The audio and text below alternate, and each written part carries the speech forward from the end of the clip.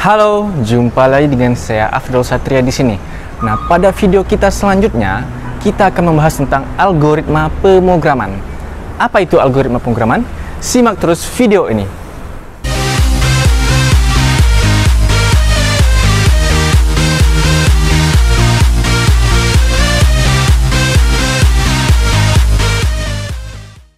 Oke, apa itu algoritma pemrograman?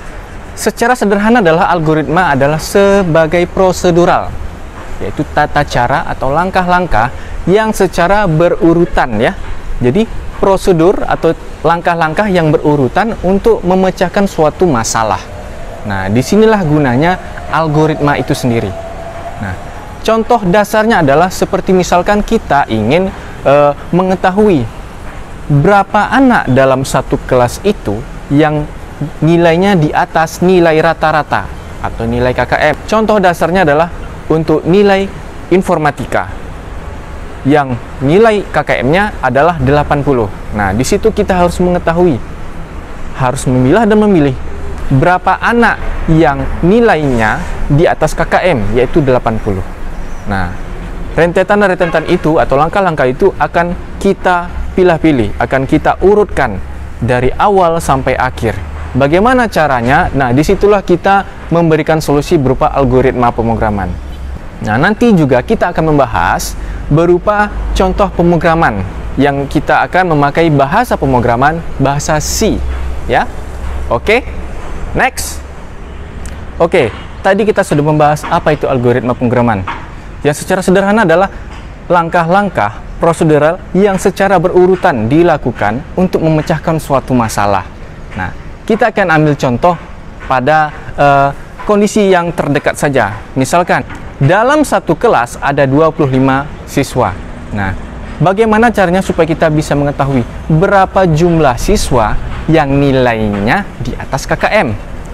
KKM-nya adalah 80. Oke, yang pertama adalah kita buat dulu inisialisasinya atau kita beri pernyataan. Berapa nilai KKM-nya? Nah, kita tulis di situ misalkan nilai KKM sama dengan 80. Nah, selanjutnya adalah langkah yang kedua, kita harus menginisialisasi jumlah siswa yang di atas KKM nilainya. Tentu karena kita belum tahu, maka nilainya 0. Nah, selanjutnya yang ketiga, barulah kita mengecek siswa-siswi yang nilainya di atas KKM. Nah, kita cek misalkan siswa yang pertama atau siswa A.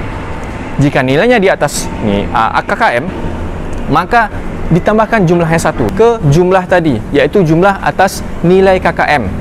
Nah, selanjutnya siswa yang kedua atau siswa B, apakah nilainya di atas KKM?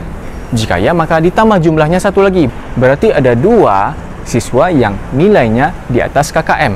Nah, selanjutnya seterusnya sampai siswa yang ke-25, apakah nilainya di atas KKM? Jika iya, maka ditambahkan ke jumlah tadi. Nah, misalkan semuanya di atas KKM nilainya, maka ada 25 siswa yang nilainya di atas KKM. Nah, itulah contoh kasus dari algoritma pemrograman itu sendiri. Oke, selanjutnya kita akan membahas Menara Hanoi. Ada yang pernah dengar Menara Hanoi? Oke, langsung saja kita lihat animasi berikut ini. Oke, baik, selanjutnya kita akan mulai peragaan dari animasi Menara Hanoi ya. Nah, di sini kita akan menyelesaikan sebuah permasalahan. Ada 3 cakram berwarna orange, hijau, dan biru. Nah, sekarang algoritma Menara Hanoi-nya bagaimana supaya ketiga cakram ini berpindah dari sisi A ke sisi C.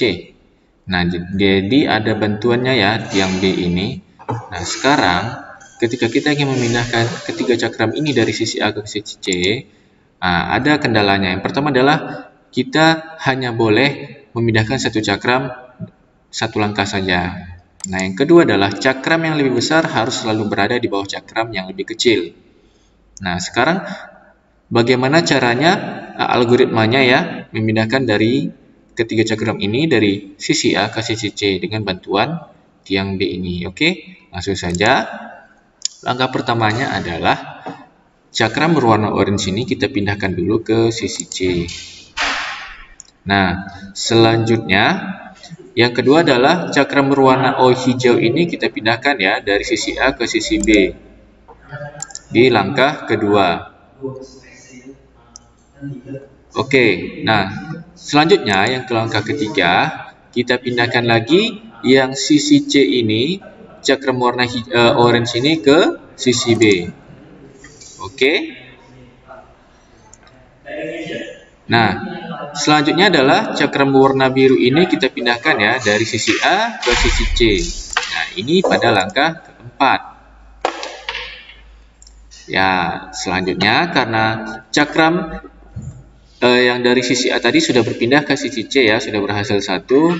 Nah, sekarang lagi pada langkah kelima, kita pindahkan dulu atau kita uraikan dulu. Yang cakram warna orange ini kita pindahkan dari sisi B ke sisi A.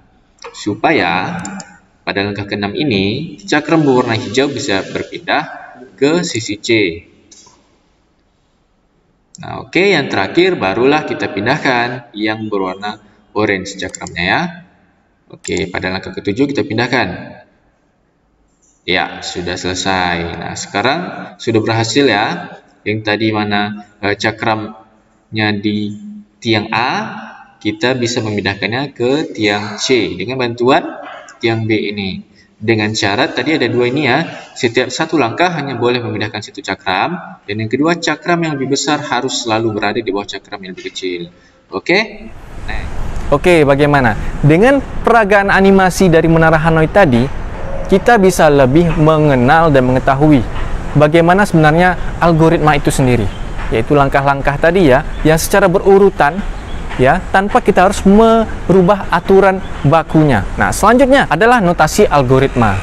Notasi algoritma ini adalah semacam ekspresi atau bagaimana kita membuat pernyataan bahwa seperti inilah nanti langkah-langkahnya, algoritmanya. Oke, sebenarnya tidak ada aturan bakunya dalam membuat notasi algoritma ini sendiri.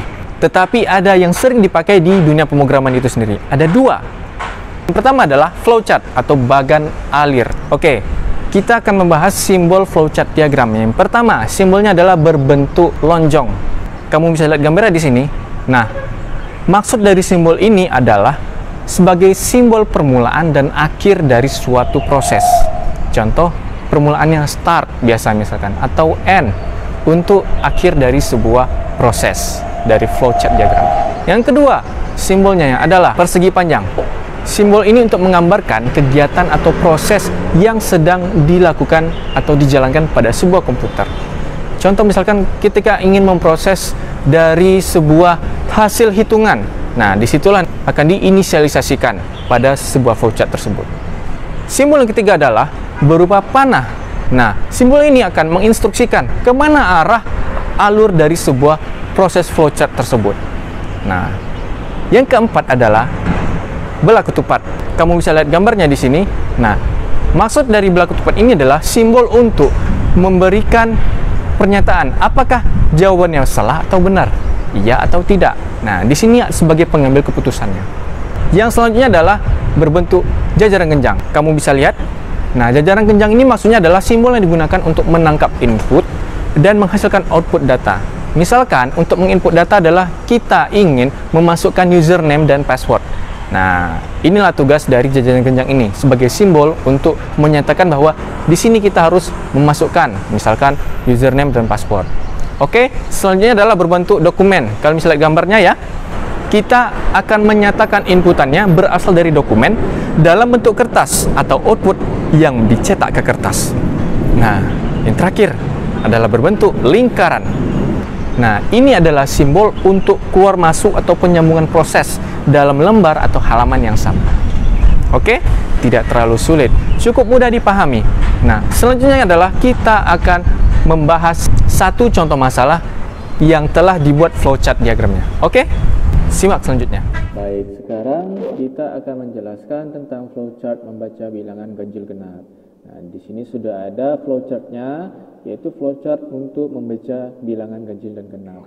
Nah, yang pertama adalah simbol start atau mulai. Nah, ini simbol berbentuk oval ya. Nah, pertama mulai, kita mulai dulu. Nah, sekarang ini ada persegi panjang. Nah, seperti yang sudah dijelaskan sebelumnya, simbol ini untuk menggambarkan kegiatan atau proses yang sedang dijalankan komputer. Jadi, misalkan kita membaca bilangan M ini misalkan nilainya berapa gitu. Apakah misalkan M ini kita masukkan nilainya 4. Nah, lalu komputer akan memproses. Dia membaca dulu, oh rupanya M ini nilainya 4. Nah, lalu baru di decision atau keputusannya. Apakah nilai dari 4 ini habis dibagi 2? Nah, jikalau nilainya iya, maka akan keluar tulisan genap.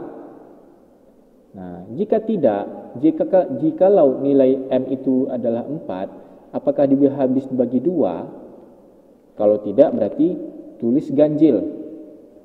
Nah, seperti yang sudah kita ketahui ya, kalau 4 itu kan habis dibagi 2. Nah, maka akan keluar tulisan genap. Jadi iya ya, keputusannya iya. 4 dibagi 2 itu habis. Tidak ada tersisa. Tulis genap, maka prosesnya pun selesai. Nah, ini salah satu contoh flowchart untuk membaca bilangan ganjil genap. Ya. Next. Ya, yang terakhir adalah notasi algoritma berupa pseudocode. Nah, ini biasanya yang paling sering dipakai dalam kita membuat sebuah pemrograman. Contoh dasarnya seperti video kita kemarin adalah membuat rumus Excel. Rumus Excel memakai rumus if dan and. Nah, itulah contoh dari pseudocode itu sendiri. Kenapa lebih sering dipakai daripada flowchart? Karena pseudocode ini bahasanya hampir mirip dengan bahasa pemrograman. Oke, langsung saja kita akan membahas struktur dari sebuah pseudocode ini. Ada 3. Yang pertama adalah bagian judul, yang kedua adalah bagian deklarasi, dan yang ketiga adalah bagian algoritma. Nah, langsung saja kita bahas. Selanjutnya kita akan membahas bagian pseudocode. Nah, ada 3 struktur. Yang pertama adalah bagian judul, lalu ada bagian deklarasi, dan yang ketiga adalah bagian algoritma. Nah, untuk bagian judul, ya, judul biasanya ini adalah mewakili secara keseluruhan algoritma yang sedang dibuat. Jadi ketika kita ingin membuat suatu algoritma pemrograman, jadi wajib memakai judul supaya kita mengetahui maksud dari algoritma ini apa.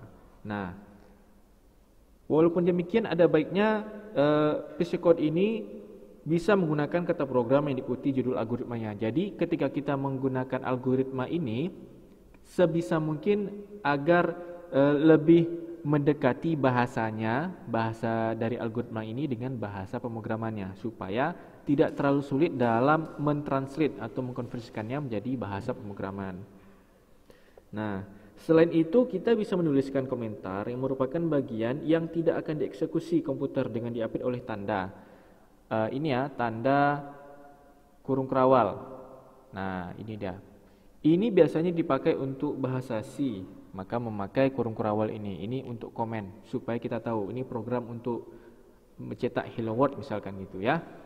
Oke, selanjutnya adalah pseudocode bagian deklarasi. Nah, bagian deklarasi ini untuk menyebutkan setiap nama-nama dari konstanta, variabel, prosedur, atau fungsi yang akan digunakan pada algoritma atau program. Nah, selain itu, yang tadi saya sebutkan ada konstanta, variabel, prosedur atau fungsi. Nah, itu adalah definisi tipenya. Jadi kalian bisa lihat di sini ya, deklarasinya di sini adalah konstanta berupa V 3,14. Nah, ini maksudnya adalah nilainya berupa desimal. Nah, untuk yang string ini bahasa pemrogramannya, tipe bahasa pemrogramannya. Kalau bahasa sehari-harinya kita bisa bilang teks ya. Nah, ini nama string atau teks. Kalau dalam bahasa pemrograman tidak teks ya, tapi string. Nah, kalau yang angka, berisi angka-angka, yang angka bulat, ini biasa menggunakan integer tipe datanya. Nah, bisa semester ini ada 1 sampai semester 16 ya. Nah, itu. Kalau semester 17 sudah kena DO. Oke, selanjutnya yang terakhir adalah bagian algoritma.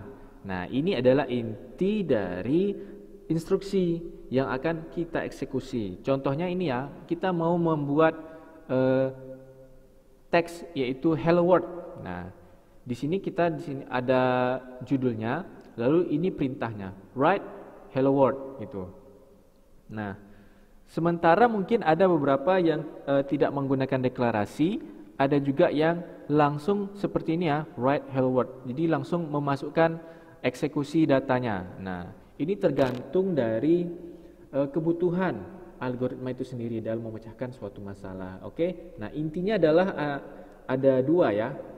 Ada bagian judul, deklarasi ini biasanya nilainya misalkan dibutuhkan. Kalau tidak dibutuhkan ya tidak masalah, tidak dibuat.